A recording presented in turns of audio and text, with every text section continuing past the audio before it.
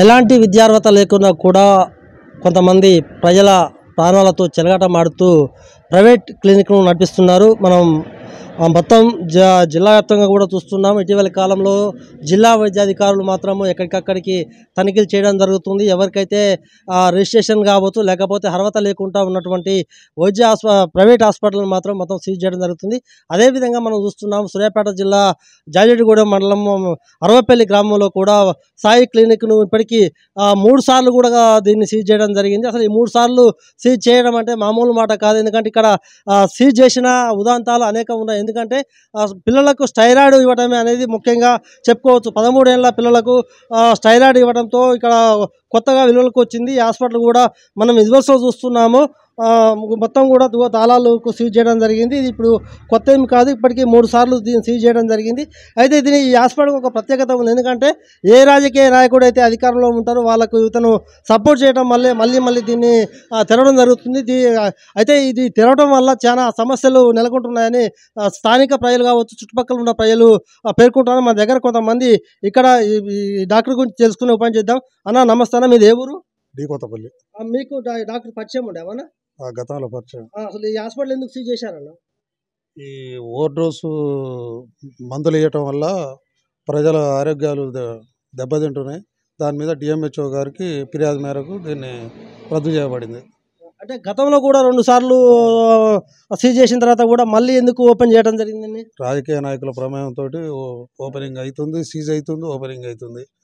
ఇప్పుడు కూడా మళ్ళా గతంలో జరిగినట్టు మళ్ళీ పునరావృతం కాకుండా కఠినమైన శిక్ష ఇతనికి విధిస్తే తప్ప ప్రజల ఆరోగ్యాలు మీద దెబ్బతీస్తూ ఇతడు చేసిన వైద్యానికి మళ్ళీ పై హాస్పిటల్ పోతే లక్షల రూపాయలు ఖర్చు అవుతున్నాయి. కాబట్టి ప్రజల గురించి, ప్రజల ఆరోగ్యాల గురించి దీని మీద కఠినమైన నిర్ణయం తీసుకోవాలి. అంటే మీరు జిల్లా వైద్యాధికారులకు ఏమైనా చుట్టుపక్కల ప్రజలు కావచ్చు, లేకపోతే ఇక్కడ అరవపల్లి సంబంధించిన గ్రామస్తులు కావచ్చు, ఏమైనా ఇంతకుముందు కంప్లైంట్ చేశారా?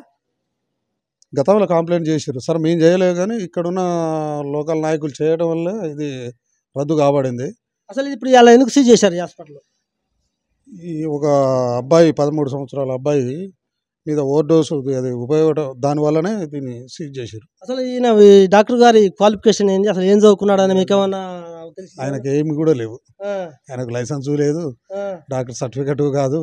ఇట్లాంటి వాళ్ళని ఎక్కడ పడితే అక్కడ ఇట్లాంటి హాస్పిటల్ పెట్టి ప్రజల ఆరోగ్యాలు దెబ్బతింటున్నాయి. కాబట్టి డిఎంహెచ్ఓ గారికి నా విజ్ఞప్తి ఏం చెప్తున్నా అంటే, ఇట్లాంటిది కనుక చేస్తే మళ్ళీ కలెక్టర్ కానీ పై అధికారులకు కూడా ఒకసారి చెప్పవలసి వస్తుంది. సీఎం దాకా కూడా పోయి దీని గురించి చెప్పవలసి వస్తుంది. మరో పౌరుడు మన దగ్గర ఉన్నారు, వారు మాట్లాడుకుందాం. మీది ఏ ఊరు అన్న? అసలు మీకు ఈ హాస్పిటల్ గురించి ఏం తెలుసు? డి కొత్తపల్లి అన్న మాది. గతంలో ఒకసారి మా నాన్నని ఇక్కడ తీసుకురావడం జరిగింది. ఆ ఫీవర్ వస్తే తీసుకొస్తే ఓవర్ డోస్ ఇచ్చి మొత్తం కాలు వాసి కిడ్నీల మీద ఎఫెక్ట్ పడ్డది. అప్పటికి సడన్గా ఖమ్మం వేసుకుపోయినాం. గతంలో 2-3 లక్షలు పెట్టుకున్నాము. కిడ్నీలు ఖరాబ్ అయినాయి, కిడ్నీలు పాడైనాయి. ఓవర్ డోస్ ఇవ్వడం వల్ల జ్వరం వచ్చి తీసుకొస్తే కిడ్నీల మీద ఎఫెక్ట్ పడ్డది. యాంటీబయాటిక్ వాడి ఓవర్ డోస్ వేస్తారకే కిడ్నీలో ఎఫెక్ట్ అయింది జరిగింది.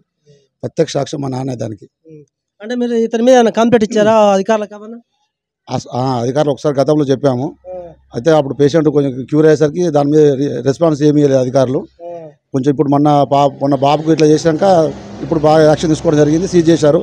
మళ్ళీ ఇలాంటి పునరావృతం కాకుండా చూడాలని కోరుకుంటున్నాం. మళ్ళీ ఒకసారి కూడా ఏమన్నా దీన్ని రీఓపెన్ చేసే అవకాశం ఉందనుకుంటున్నారా మీరు? అలాంటి ప్రయత్నాలు చేస్తున్నారు కాబట్టి అట్లా జరగకూడదని చెప్తున్నాము.